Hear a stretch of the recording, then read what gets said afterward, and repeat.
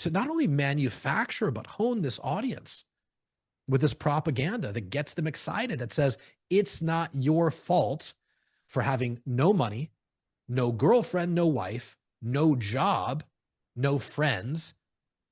And so whose fault is it? The Hebes, but it The will. But Hebrews. here's I don't normally get that type of engagement on my social media. And so as the comments started to roll in, as the hate started to proliferate in the comment section, I'm looking up the username of every person spewing hatred, and they're all fake. They're all, guys in Iran or, outsourced to Russia, who knows, right? With fake profiles and no posts and a few followers. It's a game. In 2001, 2002, to now being offered a position with the Bureau. And I want to say it was like under $60,000. that's where they start agents off. That's crazy. Yeah. I mean, I don't know how they start them today. That was 25 years ago. Yeah, Maybe but it's like 100 grand today, but it's it was crazy to all, think that it only increased by 40,000. Let's just say, well, let's say we're speculating. It's yeah. probably not an enormous increase over the last I don't 25 think so. years. What you end up learning, right? Whether you serve in the IDF, you serve in the U.S. Armed Forces, or you work for, a federal agency, what E level are you at? What GS level are you at? There's too many people. You're treated as a commodity.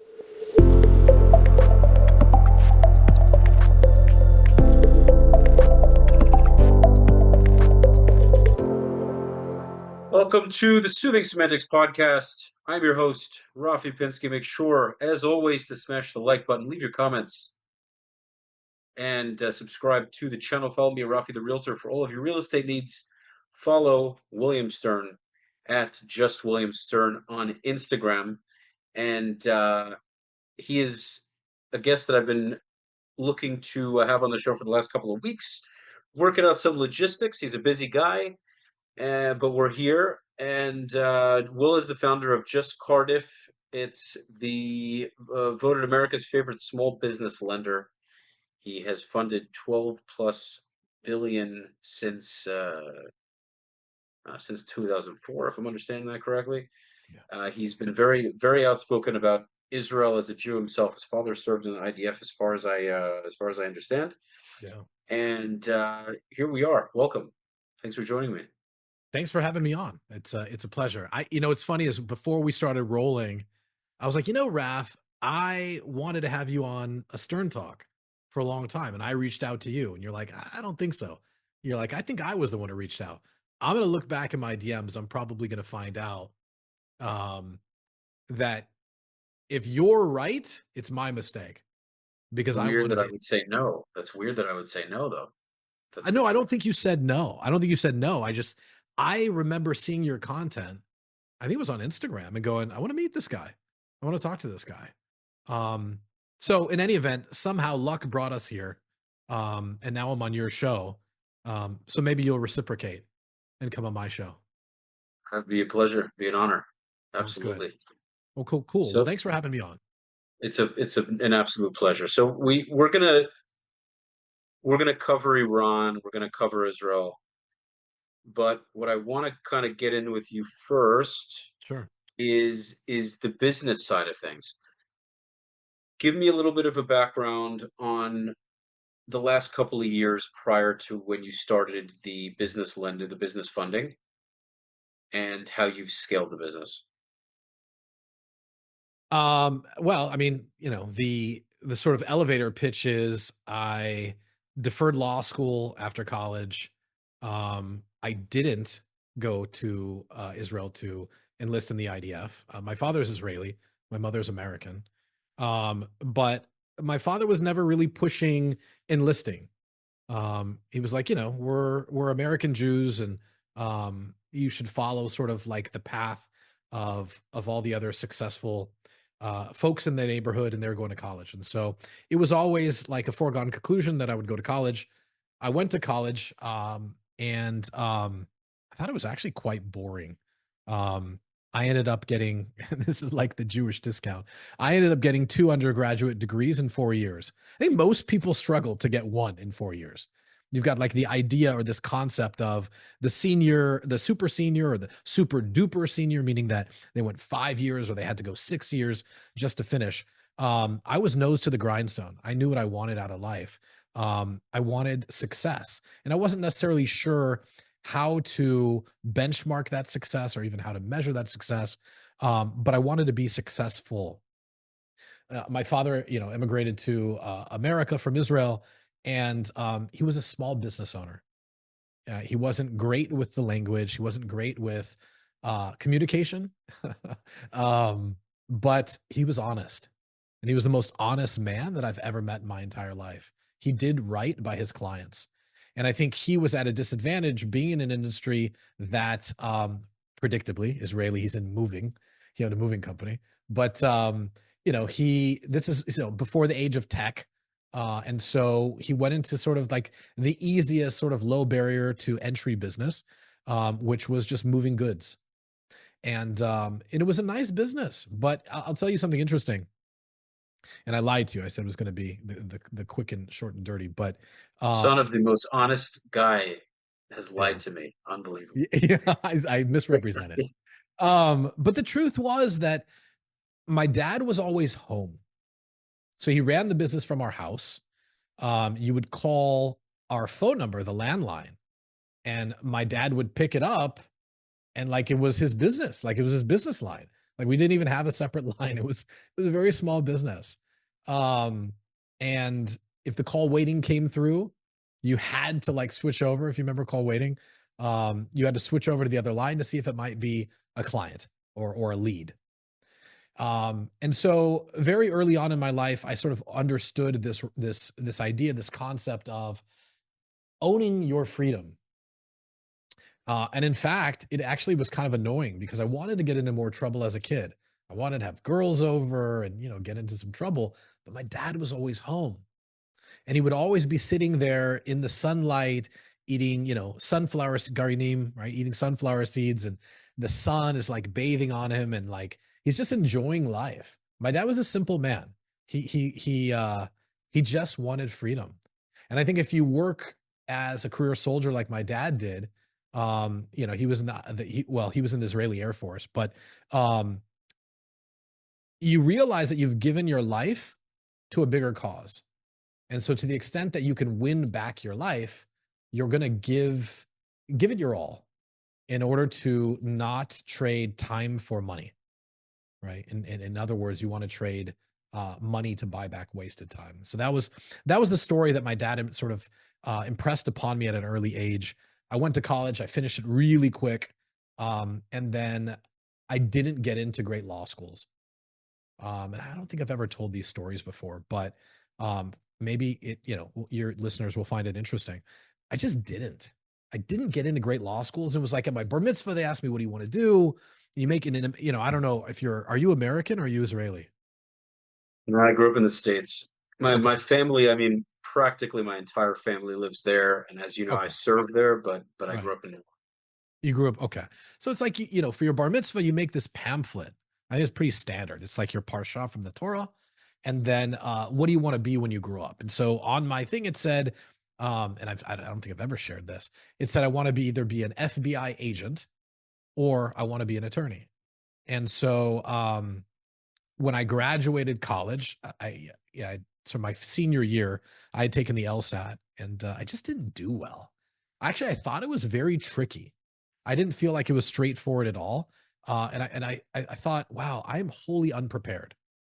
So I didn't get accepted to Harvard and Stanford or Yale or even Princeton, right near sort of where you grew up. Princeton's in New Jersey, right? You're a New Yorker, right? So I didn't get accepted to any like great schools. And that was disheartening. And so I asked my parents, what should I do? And they're like, take a year off. Like, go figure out what you want to do. What I should have done is gone to Israel, like my sisters before me had done. So they went to Israel and they enjoyed, their time there. Instead, I worked. I wanted money, and I don't know why. I don't know why I was obsessed with it. I saw it as some sort of like defining characteristic that separated me from my father, right? My father didn't have this. If I could have this, then I would win his appreciation, maybe deep down inside. So I worked in the world of commercial finance and I did rather well. And then I became disgusted with it. So I took some time off. I ended up getting recruited by the FBI. And I went through all the training, well, all the tests, then all the training, and then opted to not do it. I'll never forget it. They send you this offer, which is just like college acceptance. They send you an offer in the mail and you open it up. If you get a small number 10 envelope, you're denied. And if you get a large envelope, it's like, welcome aboard, right? It's just like college. And I remember what like GS level they offered and what the pay package was. It was awful. And I'd gone from making $250,000, something around, in the whereabouts in 2001, 2002 to now being offered a position with the Bureau. And I want to say it was like under $60,000. That's where they start agents off? That's crazy. Yeah. I mean, I don't know how they start them today. That was 25 years ago.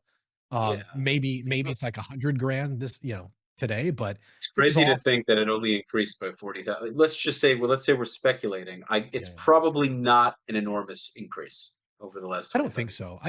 What you end up learning, right? Whether you serve in the IDF, you serve in the US Armed Forces, or you work for, a federal agency, is that, or even, armed force, whatever, right? What E level are you at? What GS level are you at? There's too many people. You're treated as a commodity. And I didn't want my life to be defined like that. So I said no. And a friend of mine said, well, hey, he was finishing up at Stanford. He was finishing his master's at Stanford. And he was like, why don't we go back into the business that you know? So I did it. And you fast forward 22 years later, we're America's favorite small business lender. We've lent over $12 billion. And really we went from, if you understand the world of commercial finance, it's akin to like the mortgage market, right? Where it's like you start off as a broker and then you get a warehouse line. And then you get a long-term facility, right? That's like, on the real estate side of things. On the commercial finance side of things, not much different. You start out with friends and family. So you set up like a fund, right? You promise them some rate of return, some coupon payment.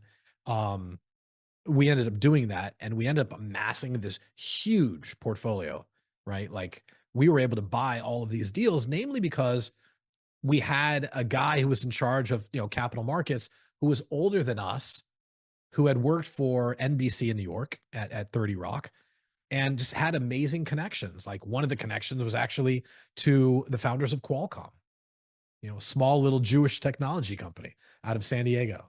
And so we were able to amass this huge fund. And that was after probably more than 10 years, right? So like we were brokers and then we started to build a fund and then we parlayed that fund into, large lines of credit with banks. And then from there was able to get institutional money. And so you skip the debt fund, which is like, expensive money. But you have to crawl before you walk. You have to sort of prove that you have, the ability to service a portfolio and that you can manage the portfolio, you can manage defaults, so on and so forth. And so we did that. And I think this year we'll do $2.5 billion, which again, sounds like a lot of money. But when your average transaction size is like $60,000, it's not that many deals. It's not like real estate where it's like, you're putting up a building and it's, $350 million. And it's like, we're still like a cottage industry, right? The world of commercial finance is really small. And if you compare where we're at today, to Square or Stripe, or American Express, like we're not even a blip on the map. Okay, well, I mean, it's still, I guess you could say if it's more niche, then there's leverage, no? Yeah, I mean, it's still a cottage industry. It's, it comes from the fact that like really banks, whether they're small banks, credit unions, regional banks, or even nationwide banks, like a Chase, right? Bank of America, Wells Fargo, they don't want to lend to small businesses because small businesses don't perform. Now they'll lend for real estate. They'll lend you to buy or build a building. But when we're talking about working capital for a small business owner, it's just too risky. It's just too risky. And so the niche that we fill at Cardiff is really one of great marketing paired with instant and immediate cash, right? And that's fueled by like just technology, right? So, what we try to do is we try to deliver on the need of the business owners to get, immediate access to capital. So if they have a need, they see one of our ads, they don't want to have to wait 3 days or 3 weeks to get the capital, right? So we promise approval in minutes and funding same day. And that's not just a mantra. That's really like what we try to deliver on. That's awesome. Because I'll be honest, I did the whole cash advance thing for about 2 years. Yeah. Right. So I was doing. I mean, do you do those at all, or No, because it it's the sounds same like thing. No, it's the okay, same so thing. No, absolutely, it's the same thing. I think, we've got probably 3 SKUs. We started off as an equipment finance company, so that's like our mhm, bread and butter. But we have, business lines of credit, and then, what used to be called MCA, but now it's called like revenue-based financing. It's known by a different name, but it's the same thing. And like, listen, we're all in it together. Stripe does it, Square does it, American Express Blueprint does it. Um, and obviously the industry is so fragmented, right? And then sort of the epicenter of it is New York and Florida. But we're on our, sort of we're that lonely we're that lonely dove sitting in San Diego, California. interesting. Yeah, I figured there were probably more in California, but yeah, there's a tremendous amount in New York and Florida. There really is none out here. I think the reason why you have the proliferation on the East Coast is the access to capital. Like most of the fractured, fragmented, sort of proliferation of lenders in that space on the East Coast is born from access to capital. You just have all of these guys trying to lend money, and it's done in our, culturally, right? It's done based off of your last name. It's done based off of who you know and how you're known, and it's done off, a handshake. And that's primarily how those small lenders work. For us, it's like institutional capital. So it's not like that because you don't have a lot of Jews on the West Coast. And if you do, they're not in these industries, right? They're doctors, they're lawyers, they're academics, or they're in Hollywood. I'm just feeding the whatever, these conspiratorial people that are like Jews are in everything. It's like, yeah, we're in everything. Yeah, but we're 0.02% of the population. So Yeah, that's something I lean into when people say, "Oh yeah, the Jews are running everything." I mean, we sure as hell have a lot of influence. We definitely do, and I don't mind saying it. yeah, I mean 30%. Somebody was saying yesterday, and I picked up on this. It was on kind of show that I was watching. They're like 30% of um the Nobel prizes, right, are been awarded to Jews, and it's like it it's not a conspiracy. We just try harder. So it's like, to all the goyim out there, because I know we love to use the word goy and misinterpret the Talmud, and Great word, but great word, by the way. I love how that oh, became. it's a fantastic word. Absolutely. I like to say it just to like, it's how I keep my teeth clean. Goy, goy, goy, right? It's like it gets to those little spots underneath, yeah, where the gum meets the tooth. Those Dude, the hard R parts. word, the R word came back, retard. It's beautiful. I could just ah, Love using the word retard. Such a fan. Such a fan. I'll say all these words. I don't give a shit. If it insults your sensibility, then you're virtue signaling. And that's the point, right? You're virtue signaling, you're on the left. It doesn't matter if you're on the left. It doesn't matter how far you are onto the left. It's like an ideology. And this is sort of dovetails nicely with this idea of like, we'll defeat Hamas. How do you defeat Hamas when it's an ideology? right. That's a very difficult thing to do. And so, listen, no one can stop me from using the word retard. I'm gonna I'm gonna double down on using that as well as using the word goyim because people love to misinterpret it. Like by the way, the phrase "the chosen people," right? I love how all of these folks believe that we're the chosen people, and somehow it's arrogance. We're just chosen people to follow the Torah. But they leave that part out. They say, well, they claim that earlier you said he's self-styled or something, like recognized or something as, America's favorite small business lender. Listen, we had to win those awards. And for the Jews, they had to like win over God in order to get the Torah. So we won over God. And so we're the chosen people to follow 613 mitzvot, right? To follow the laws of Abraham, right? And so that is the true meaning, right? Even if you Google it or you look it up on Gemini, it's not there's no undercurrent of arrogance of being sort of the favorite child, from God. It's a That's how gross it's misconception. naturally going to be seen when somebody has, when you're at a business and one of the employees has a special job that no one else has. He's the boss's pet. The boss loves him or Sure. her more than anyone else, even if technically he's not making more than the top five people. If he has a bigger responsibility, people are going to see him as better than, even if he doesn't see himself or she doesn't see himself that way. Naturally, the concept of it's very hard for people not to see us that way, and the reality is there's no sense in trying to constantly defend it. Let people think what they want to think. You know what I mean? What difference does I it mean, make? I sort of disagree with that. I am on the Why? hunt. I am Right. like Joan of Arc with a lance on a horse, and Mhm. maybe I'm battling windmills like Don Quixote. I don't know, but every post I make on social media, specifically during this war, um, I am doing what I believe um, is required of me as a Jew. And it's funny because I had, you know, earlier, I want to say last week, there was a young Jewish boy who had run to the mail. Did you see this clip? Hopefully, when you Let me see. edit, hopefully when you edit this, you can post this clip.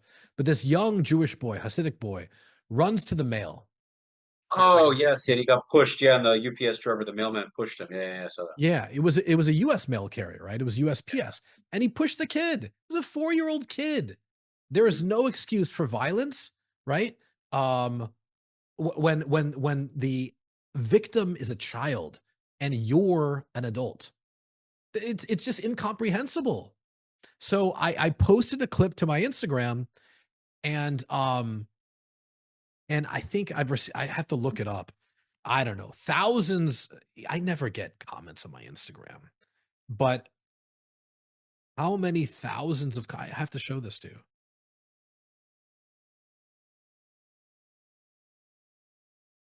and I'll tell you why I think it's important. Let's see if we can find it.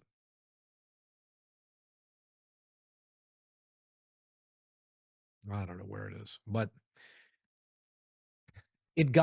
maybe it got 500,000 views, and there's thousands of comments.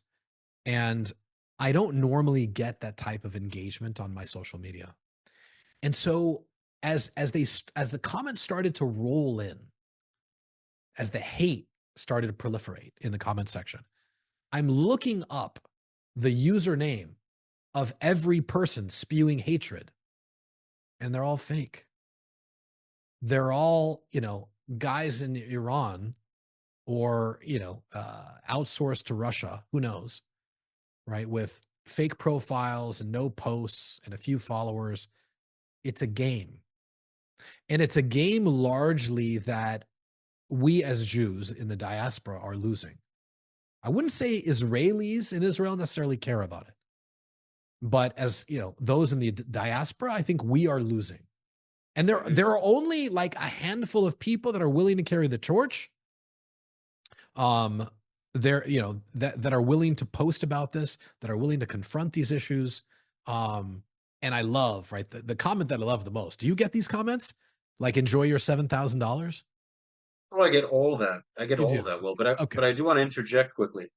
What I've realized is the most effective way of combating this, the best way of doing hasbara, as we call it, Yeah. is to troll is to make fun, is obviously to make points, but not to overly justify our points. Of course, if we're conducting debates, I like to conduct debates with people who actually have a semblance of IQ. If they're really clueless, to me, it's Yeah. just a humongous waste of time. Yeah. But what I've found, and there's a couple of names I can give you, and they do a fantastic job. I would include myself in this group of people, but some of them have huge platforms, and they lean into it, meaning instead of getting defensive about uh, genocide, occupation, apartheid, this people, there's a way to throw it back at everyone online Mm. where you're disarming them because you're showing it doesn't bother you, and then you make fun of them in response. So I found that to be super. I don't disagree, but I'm fighting bots is my point. And so I won't engage in that.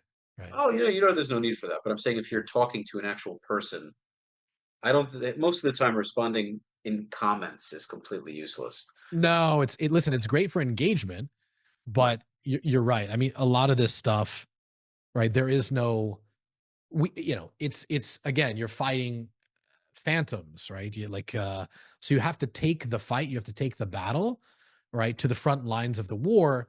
And this Mhm. is not necessarily like the best use of time and energy. It's better to debate someone.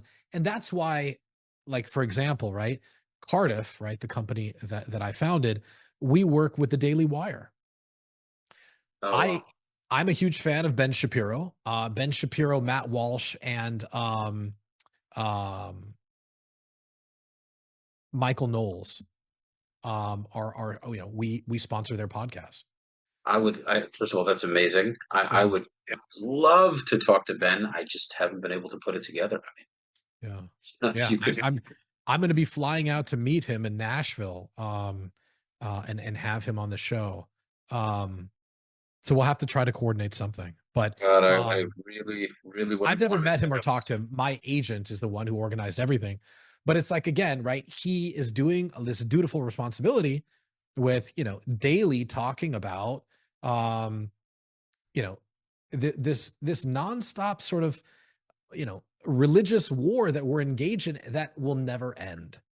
And so, I think it's incumbent upon him, just due to the seat that he sits in, to just dispel rumors and propagate for better, and really take the fight to the mat versus the Nick Fuentes, the Candace Owens. I can't believe I'm saying this now. Tucker Carlson and Megyn Kelly's of the world. Can you believe they're grouped into the same sort of Right. anti-Semitic, sort of grouping? It's wild. I would have never thought Tucker would go so far to the right that he would come to the left. It was just, it reminds me of something really interesting. 1979 Iran. You have this revolution. The Shah is deposed. And all of the people that want more rights, more freedoms, a better economic way of life, they're all far on the left.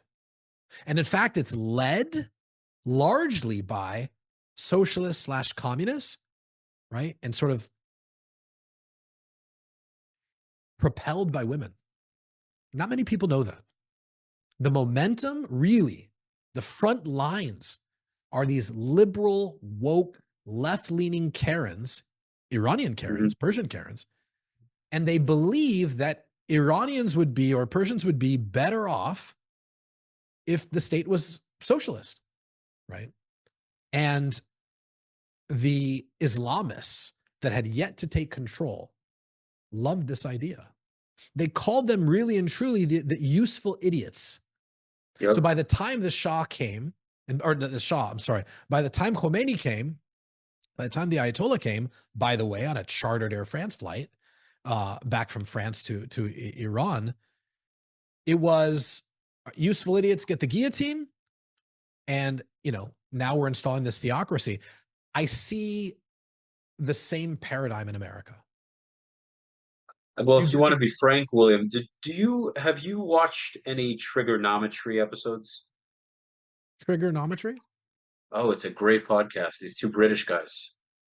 No, I've never heard of it. Oh, you should Trigger. check. They're huge. Trigonometry. They're fantastic. They've had massive guests. Interesting. They're incredibly famous. They're one of the bigger podcasts. So they had a young woman come on the show, and she broke down why all of the brokenness in the Western world all stems from feminism. All of it. She broke it down. She explained all of it. And this is something that I've thought of for a while. I'm not saying that every issue now, but if you really the way you have to listen to this episode because she Yeah. breaks it down beautifully. And what she said was one Send yeah, me a link to it before we forget. Right? Will you make a note? Just don't let me forget. I'll remember it. I definitely will remember, but I'll write a note anyway. Yeah. So if you put in trigonometry feminism I'll send you the video. Anyway, Cool. a very astute point she made. Very astute point she made was women have a natural tendency to nurture. And especially when they don't have kids of their own, they will find anything to nurture. And that thing or person that they're looking to nurture could be an incredibly destructive person. So for example, if you have 40-year-old woman, 45-year-old woman doesn't have any kids, and sees a poor little child immigrant on the border with its mother, that 45-year-old woman will automatically feel this sense of necessity to help that kid and the mother. I agree. And the problem is she's not looking at the bigger picture. She's not seeing the nuance of the fact that there's a bunch of kids and mothers within her own country that need help. And this kid might be a totally innocent kid, but if the mother has an ideology that goes against Western civilization, you end up with a child eventually that follows after that mother's way of thinking. And now you have a serious issue. And if you multiply that by thousands or millions of people, you end up with a really serious problem. I So love it. So this was let's blame it one on of the the many women. points. One of the many points. Because it's not necessarily a malicious thing. The problem is that institutions, government institutions, if they see that women are going to buy into an idea that's destructive, they know they can influence them. And if you pull at the heartstrings, then you can do that. And I think feminism has many. I agree with the idea that women should have, of course, the freedom to make the decision whether what they want to work or stay home, go to college, make your money, have the freedoms. But the problem is once we lose all sense of what the country was built on, and we have effectively lose. Are you okay? Are you reading or you're? Wait, I didn't say something. No, I'm with you. Oh, I thought. Okay, I thought I lost you for a second. No, you're good. Um, if we lose our backbone and our foundation, if we don't know what our foundation is, if we don't have a religious foundation to some extent, it's very easy for another group with a radical way of thinking to come in and influence everybody. This is something I know you've spoken about. I don't have to tell you this. But there's so many people that don't think about this. They don't consider it. Yeah. And I do. Unfortunately, I think we've sought freedom. We've gone so far to seek freedom that we've lost any sense of identity. Yeah, I can see that. I can see that. I see it. I, I see it from like a different perspective. I was trying to look it up on my phone to find the gentleman's name. Who he was a Russian propagandist. I don't know if you're familiar with this guy, but he was a guy who was trying to infiltrate academia in the United States. Isn't that old video? It looks like a '70s video. Was he maybe talking about the KGB? I think so. Yeah, his name is Yuri Bezmenov. Yuri I'm Bezmenov. I'm I'm very very confident we're talking about the same video and the same guy. Okay. Okay. Yeah. So I think he was Interesting. being interviewed and he was talking about how, well, ultimately the CIA ended up smuggling him out of Russia. I think he settled in Canada first and then later in the United States. But he Yes, yes, this is the video. Yeah, yeah, yeah. is that the guy? I mean, this is so interesting because what he does, he claims that the KGB was essentially propagating these counterculture ideas, embedding them in American academia in order to sow discord, right? And so as you sow discord, it is not necessarily something that takes down institutions in a single generation. But once it starts, it starts with these little seedlings, but then these ideas of counterculture and sexual freedom and independence, and specifically it started with the women. You need to burn your bras, free love, all of these concepts that were foreign in America. And the reason why they're foreign in America is a Christian country, and America should be a Christian country. It was founded by Christians. The institutions are Judeo-Christian. That's what makes the West great. You lose sight of these Judeo-Christian or Christian values, and then we're lost, right? It's why everyone from all these, whatever they're African countries or Middle Eastern countries, they all want to settle here. The problem is they bring all their baggage with, right? But going back to Bezmenov, he outlined how this ideological subversion was being propagated by the KGB, now the FSB, and how it spreads and propagates to all four corners of academia, because it starts with the professors and it sort of bleeds down into everyone that's involved in the university, from administration to teachers and TAs, and eventually the students.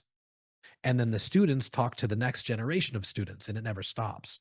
And so communism is very appealing, and socialism, obviously, ideologically, it works. Right. Ideologically, it works. It never works pragmatically.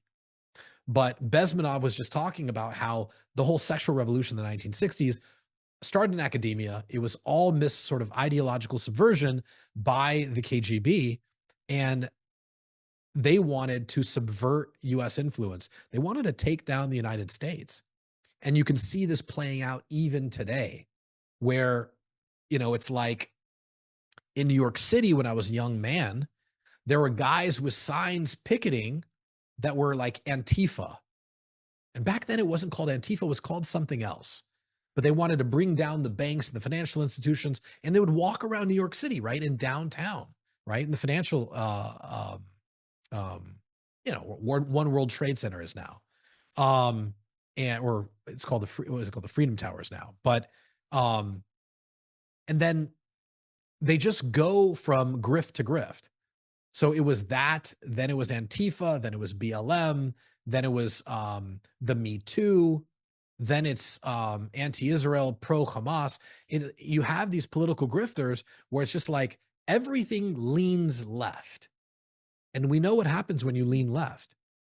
You essentially destroy all the capitalistic, all the Western, the foundations of like Western freedom, independence, and brilliance.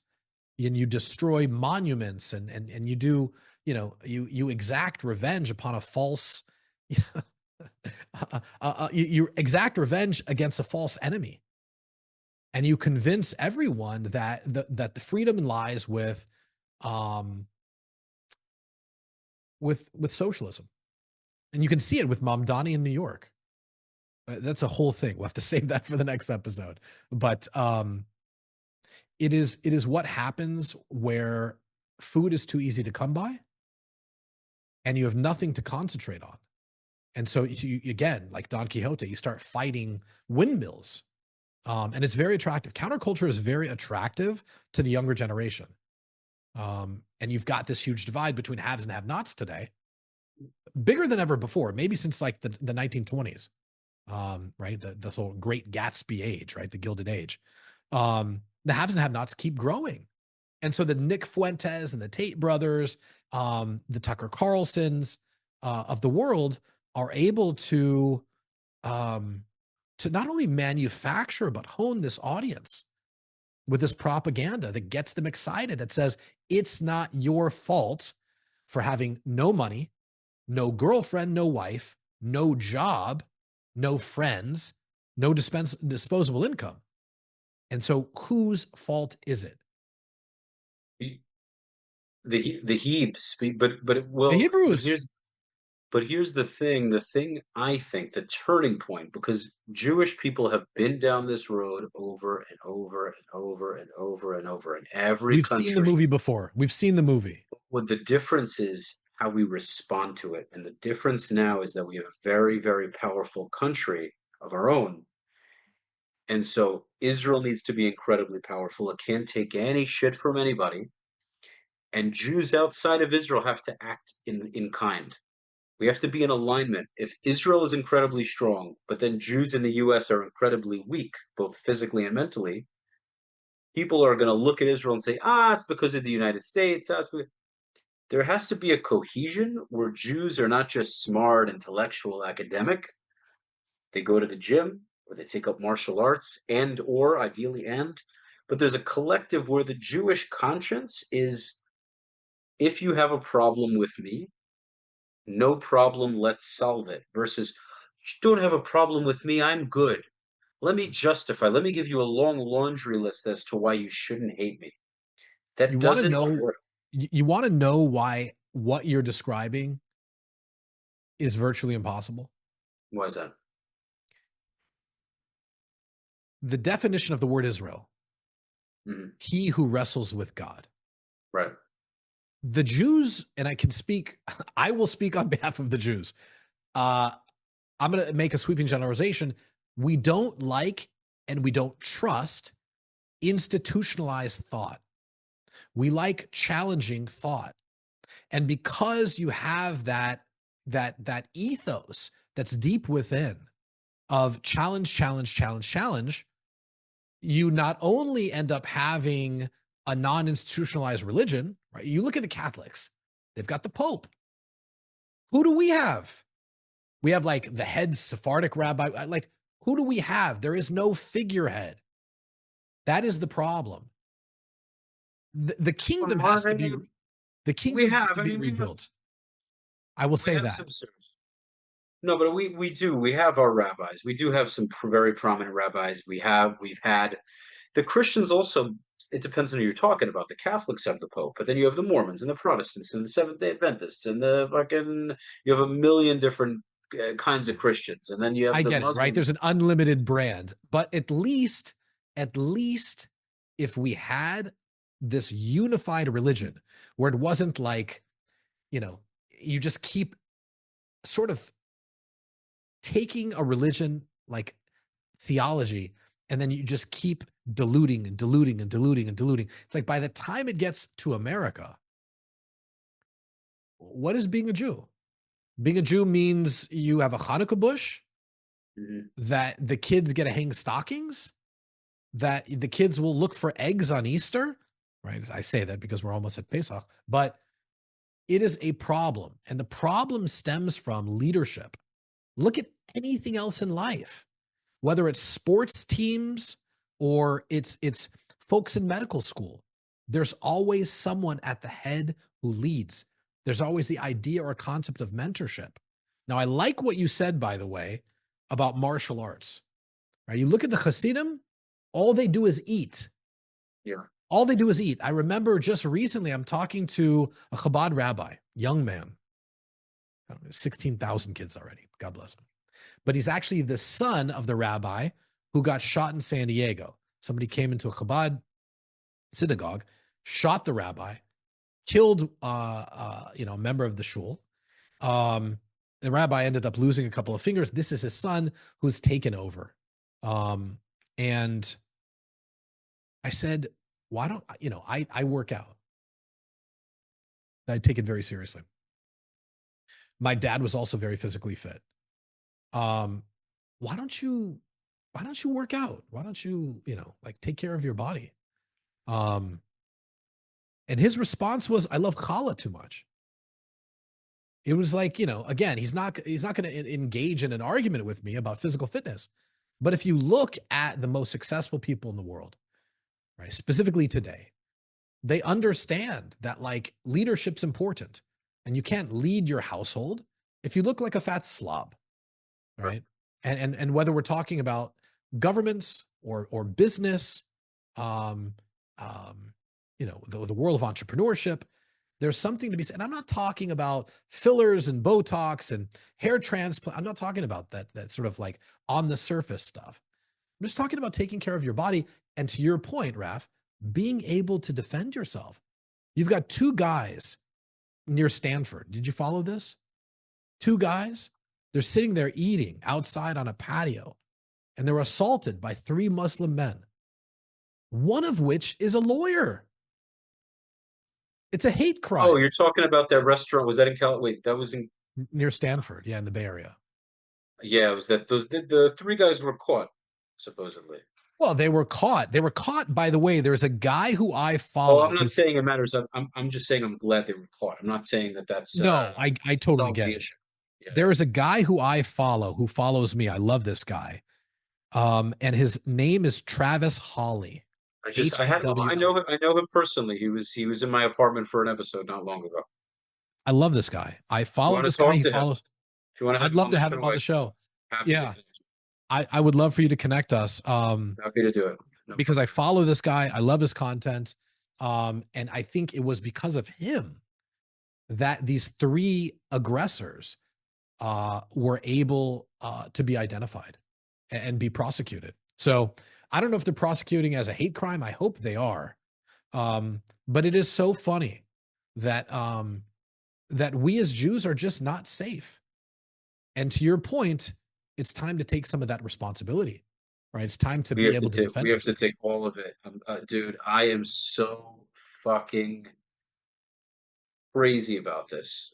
Tell me more. Tell me more. I want to hear about this because we'll get into it on the pod. I mean, I would love, when it's here, when I come on your show, we'll really get into this, but I'll keep it short. Yeah, give me a preview.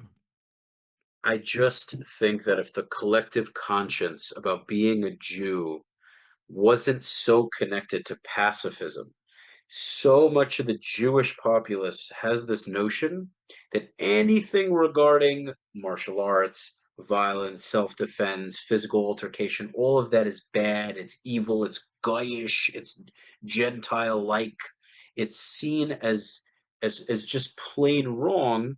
And the problem is, when you're not prepared for it, you're fucked. And we are not people that can afford to not be prepared for it because we're always dealing with it in every generation. And the mistake we always fucking make, especially, let's be honest, because I say this all the time, Jews from Ashkenazi background fall prey to this a lot more often. What do? They wait for shit to happen, and then they cry anti-Semitism, and they're shocked that nobody gives a shit. Instead, if they stop relying on the police all the time and they stop relying on institutions, many of these institutions have people that hate us anyway. Meaning, if you can call the cops, great.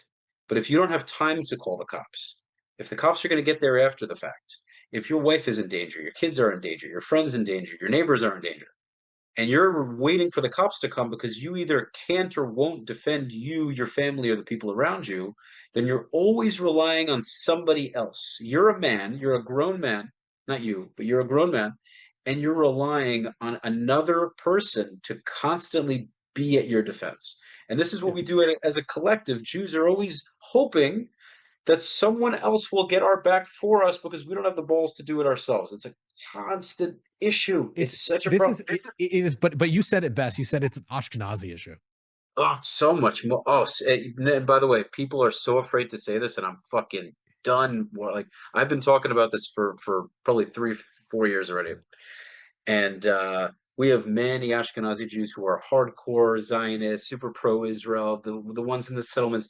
This isn't a black and white thing. It's not about the background. It's a mentality. Because people get offended, especially certain women I've spoken to. They get very, if it's not true, blah, blah, blah. This is a known thing. Israelis know it.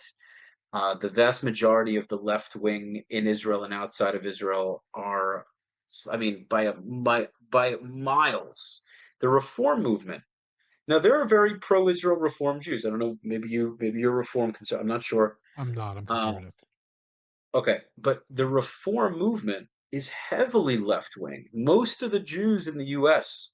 that are vehemently anti-Israel, the as a Jew clan, they're predominantly Reform, and it's very easy. It's so easy to put it all together and figure out why psychologically this happens.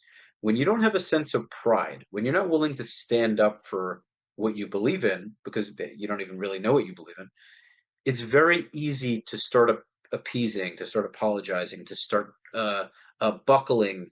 You run away. It's fight or flight, and these people are taking the flight route. But when you have this identity to you, where you're willing to stand up for the identity and the belief system, and you're willing to get together as a clan and protect each other, you're much less likely to succumb to the pressure of feeling apologetic to your enemy. Your energy then becomes, if you don't like me and you don't like what I believe in, go fuck yourself. It's very simple. And what's funny about this, William, is people ironically end up liking you more when you act that way, because they see you have a sense of identity, you have a backbone, especially when you can laugh at, when you're so proud of it, you can make fun of them.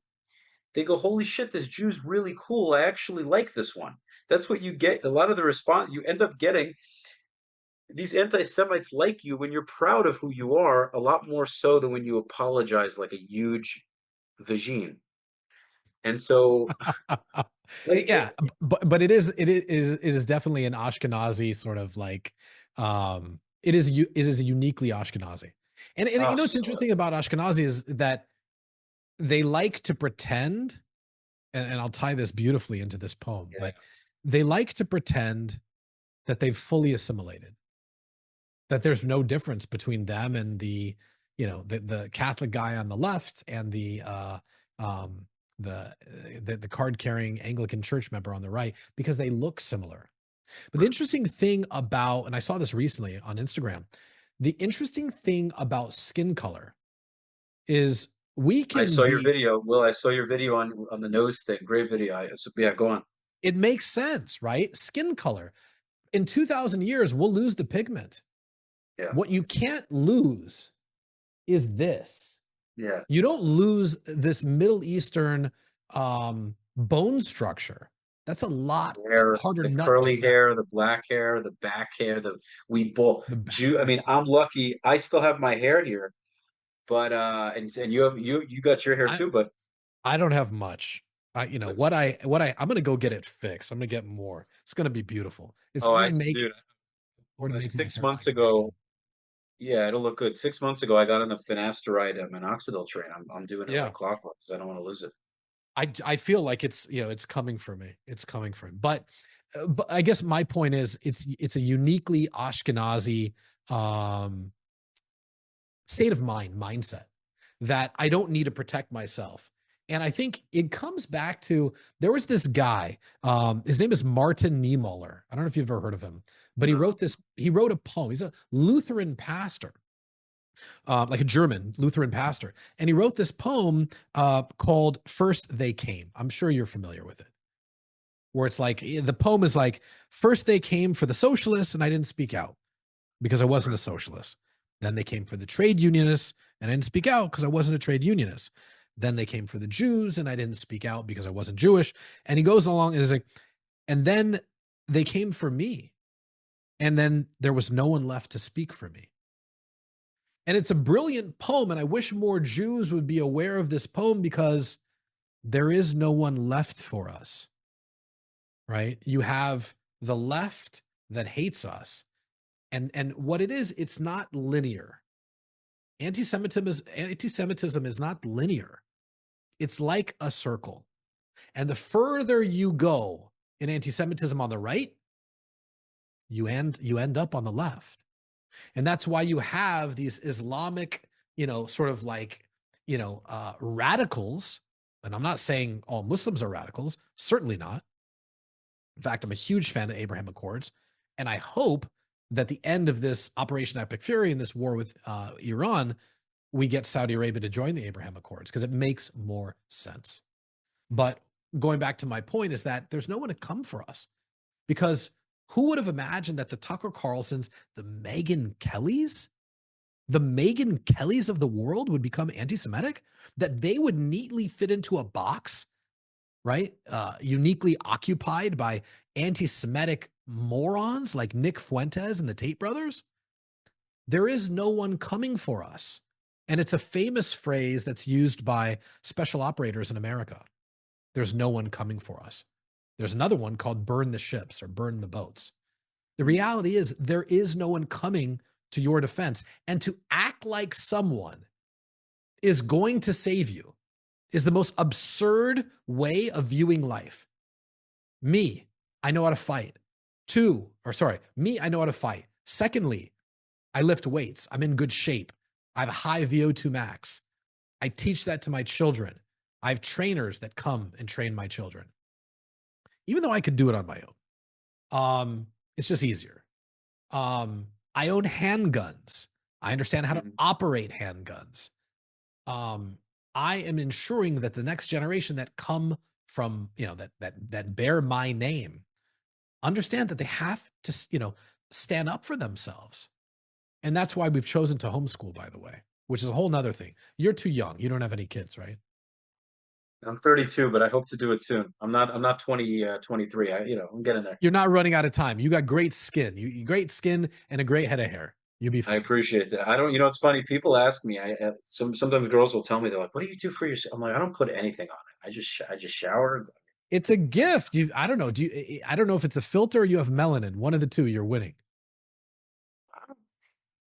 You're not very like see-through.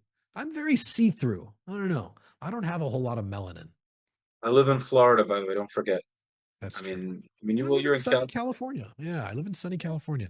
I don't get it. But what I will say is, and I think it's interesting to note, because I had this guy on recently. You'd love him. His name's Sam Tejada. He owns a company called Liquid Vita. He's in Florida. And it's like a hormone clinic for men. Lesser extent women, but really for men. And his whole thing is like, he's this wellness entrepreneur, and he operates basically at the intersection of longevity and performance. I think more men need to understand that basically, if you look at it from 1973 to today, you have testosterone levels cut in half. So it's hard to stand up for yourself as a man when the medical system and the food system, right? And even like the work we do, right? You sit at a terminal, you become sedentary, you get adipose tissue, like fat around your belly, you get fat around your organs. And then there's PFAs and stuff like that, right? Forever chemicals. All of these things are endocrine, right, disruptors. And never mind, people talk about the planes and like the stuff coming from the planes. We're just becoming less masculine. So if I could lead a group of men, it would be my dutiful responsibility. I would love it.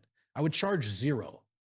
I would have these events where men come and they bring their children, specifically Jewish, and they would learn to be men. They would learn how to make a fire.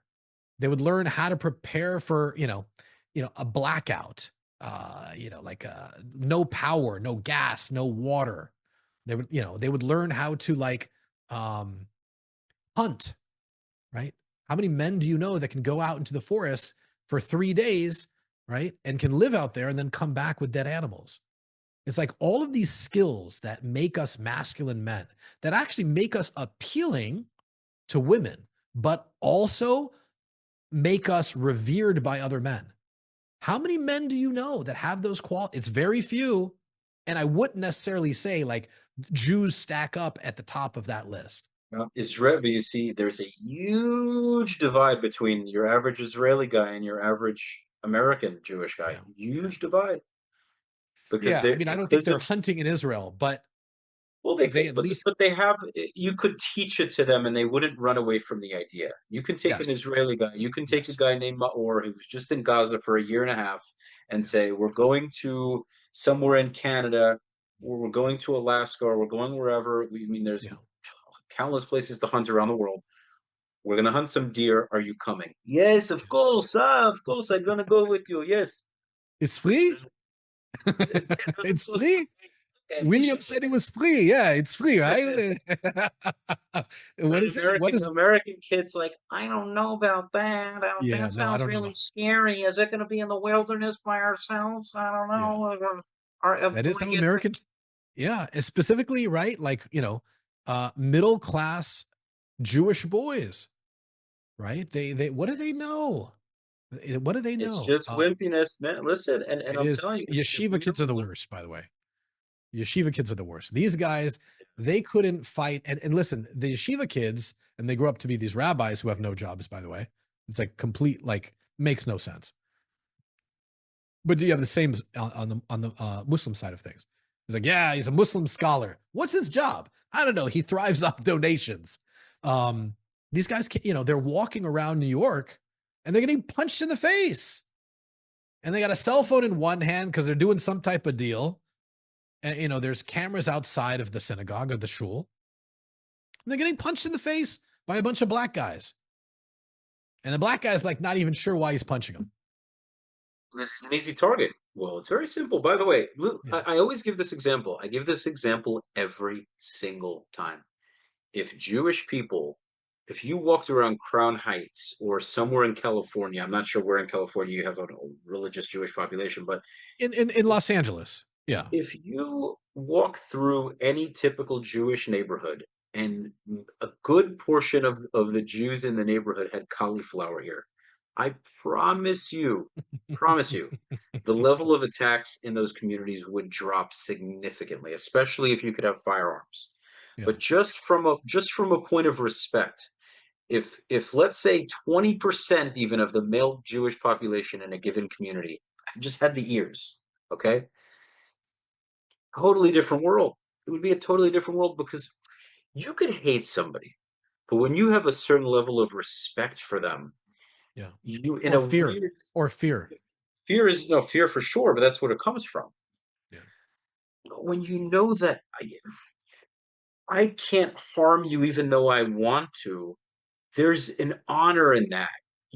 I can honor an enemy that's a tough challenge. When you go to war against a formidable opponent, whether you're a gladiator, an MMA fighter, a soldier, when you know you're going to battle against somebody formidable, you might hate their guts, but there's a respect that you have for them. Yeah. But when your enemy is a wimp, you're like, there's no you don't have any honor. Yeah. And that's the reality is, it's like a lot of Jews don't want to admit this. We like to hide behind it. We just scream anti-Semitism. We think it's going to change anyone's minds. And to be honest, it looks really pathetic. Oh, anti-Semitism, it's rampant in the neighborhood, 400% last year. Did you hear about the anti-Semitism? And everyone's like, Yeah. oh, you and your anti-Semitism, get over it. Nobody Yeah. cares, but it sounds so pathetic. We don't realize it. For It's the what 430, do they call that? It's we're not safe. So do yeah. something about it. And I've turned off the gifts. So you can't leave a gift comment on my Yeah, Instagram because I don't want to see the victim card. Have you seen that? It's like a trend. You type in victim card on the gifts yeah, and it'll come up. yeah, They love to see, victim card, victim. There's no victim here. I will right. beat your ass. And I Mhm. invite these motherfuckers in my comments. I'm like, bro, DM me. I'd happy, dude. We'll put together a sanctioned fight. I'll be happy to fight you. I'll be happy to. Right. I will say this at an early age, because my father was a soldier, he knew that martial arts was something that I needed to do. So he put me in I think I was 9 years old. So he put me in martial arts and I fought, until I was 18, went off from college. So maybe a decade, a little bit more than a decade. But Awesome. I love it. Right. I love it. And my kids love it. I think my wife loves it. And I'm no stranger to fights. I'm 46 years old. Really? And 46? Wow. yeah, Okay. yeah, Yeah, you I'm don't look like it. 46. I appreciate it. It's the what do you call it? I don't have those hormone disruptors or whatever. Right. Huh. Listen, It's man, pretty good. it's Yeah. good testosterone and a proper mindset, and so much of your brain, of what you feed your brain, you know, uh, I have to works out. augment the testosterone. I have to take test. Uh, Right. I like that's why I was so interested in sort of that podcast I filmed 2 days ago or yesterday. This guy Sam Tejada from Liquivita, because he was talking about all this stuff that sort of just makes sense to me, which is like right. I take tesamorelin, ipamorelin, MOTS-C, BPC-1. I take these peptides because I want not only, and I read this book by Peter Attia, which I find really interesting, but I want not only lifespan, right? I don't just want to live a longer life. I want to live a healthier life. Does that make sense? So I don't, like my wife on Shabbat makes chocolate chip challah with the braids and everything. It's an amazing thing. But I take the crust and I eat a piece and that's it. Right. I don't, I understand that at the end of the day, that moment of like that dopamine hit, it's fleeting. Right. And if I keep going, it's like a dog. A dog doesn't even know when to stop eating. Humans are just as stupid. Just as stupid. It's like, oh, I earned, I worked so hard, I earn it. I deserve it. Like, what? You deserve to like put yourself at a disadvantage metabolically, physiologically? It doesn't, listen, it boggles the mind. We have to reset the mindset of Jews. And like to your point, they need to be more masculine. They need to be stronger. They need a cauliflower ear. They need to carry a firearm and be able to use it. Right? Not to like shoot themselves in the foot or something. We need stronger You see Jews. it in Florida. You see it in Florida. Definitely has. No, I wouldn't say all, but Florida has a much better tough Jew core. You have a lot of Israelis. You have a lot of ex-IDF Americans. Even the Chabadniks here, they have this energy to them. They're very patriotic Americans too, but it's a very pro-Israel Jewish society. Everybody's got firearms. All the shuls are armed. All the schools are armed. It's they're doing it well here. It could always improve, but I'm very proud of the South Florida community Where are you in in South general. Florida? I'm in Aventura. Aventura. Oh, I love your mall. Oh, it's a great mall. It's a great mall. It's a great mall. I love that place. Aventura is beautiful. Yeah, it's awesome. Well, I love it. I listen, dude, I could talk forever with you. I was about to say I have a haircut in 10 minutes, so You got to go. Okay. yeah, Well, and I listen, would love to keep this. we will keep it going. Listen, get my information from the producer that you spoke with. Let's stay in touch. Let's get you on my podcast because I want to understand your story. Listen, you wanted to talk about the world of finance. That's the least of anything that I care about, nor anybody is interested in hearing about. Let's talk about real stuff. So go enjoy your haircut. Hug Sameach. And we'll talk soon on a Stern Talk. Sounds awesome. Sounds awesome. Looking forward. I'm just going to quickly exit this out. Will, thank you again for joining me. Really a pleasure. This was such a fluid conversation. I can tell you and I can talk over. I like whiskey every now and then. I don't know if you're I love whiskey. fully. Yeah. Okay. So I can just love a good live-in, a good Blue Label, whatever it is. Yeah. So I hope we can do that at some point. Really such a pleasure. So yeah. we're so aligned, and it's great. It's good to Ladies meet and another gentlemen, Jew like you. sorry. It's good to meet other Jews like you. I likewise, man. Likewise. You're a hero, brother. You're a hero. We'll get you on. Thank you, man. Thank you. Ladies and gents, I hope you enjoyed this episode with William Stern. As always, make sure to smash the like button, leave your comments, subscribe to the podcast, as well as follow Just William Stern on Instagram. What's the name of your podcast again? It's A Stern Talk.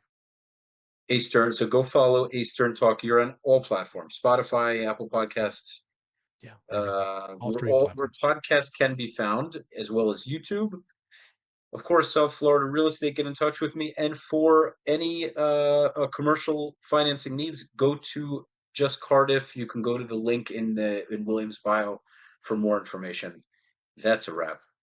Until next time, peace.